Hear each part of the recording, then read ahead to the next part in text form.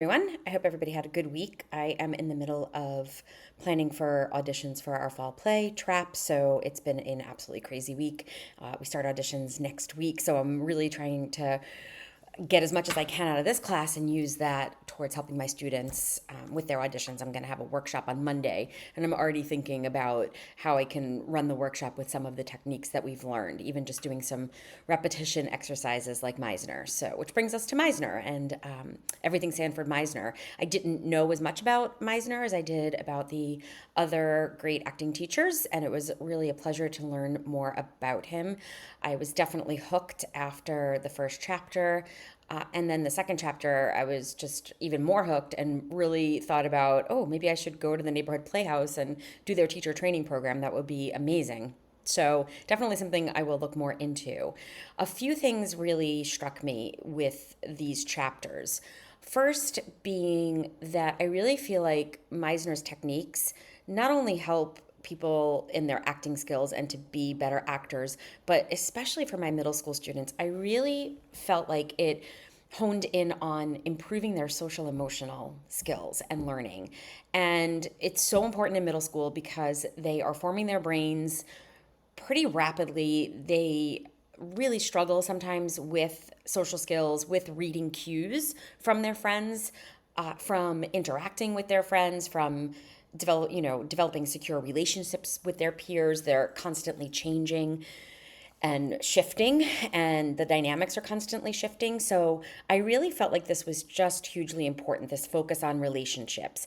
It's something that I focus a lot on in my drama classes, especially because my kids, I don't know about where you are, but my seventh and eighth graders don't have a choice about taking drama. They have to take drama. So if they don't play an instrument and they don't take chorus, or they don't take chorus, they have to take drama and this other elective I designed. So many of my kids did not choose drama, and I need to make it relevant to them. I need to have buy-in from them.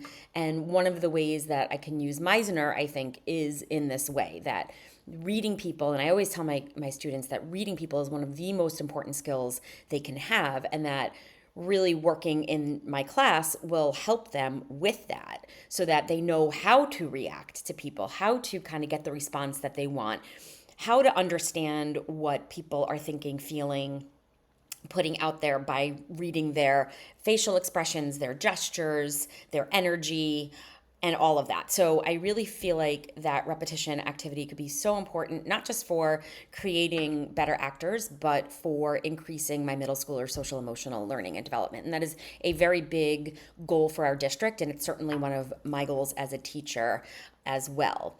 And I was also definitely struck not just by that, but also by Meisner's search for the truth. And Dr. Adair had written that on my one of my assignments, that being truthful was more important than creating a real character, because reality is different for every person, but truth is the truth. And I really appreciated that, and being able to help my students kind of seek that out, and that reality shifts and changes based on our perspective of it, I think is very, very important. So that was something else that definitely stuck out to me. I also really loved in the chapter about the neighborhood playhouse that the program is really structured to provide a holistic teaching program for actors, or an acting program that is holistic, working on the voice and working on movement and all of that type of work that comes out in the neighborhood playhouse is so important for actors, for sustainability, not just for success, but for long-term success and sustainability, right? Like, how do we sustain that?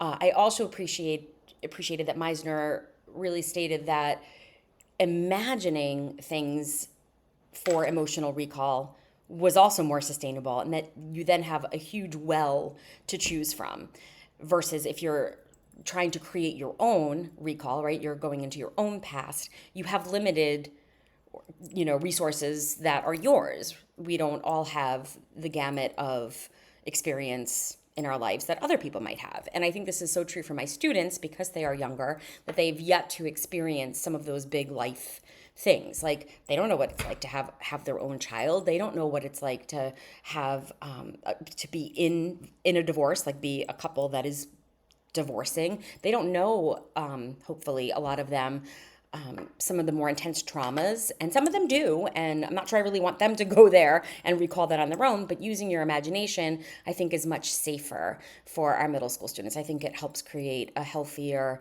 safer environment for them to explore some of these emotional recalls and to actually put them out there when they're acting. So I really appreciated that. I loved that he talked about, or they talk about in the Neighborhood Playhouse, incorporating jazz movement and movement in general. I do a unit with my eighth graders on Laban movement and really working on all the different movements, what they mean, and how that stimulates emotion and how that can kind of bring out emotion in our characters. So I'm looking forward to expanding that in this unit on Meisner. So that is my takeaways on my Meisner essays this week. I'm sorry, you just heard my husband talking to my dogs as he came up the stairs. I guess he didn't realize I was video recording. So I hope everybody has a great Friday, or sorry, it's Sunday, and that the Sunday scaries don't get you. And I hope you all have a fabulous week.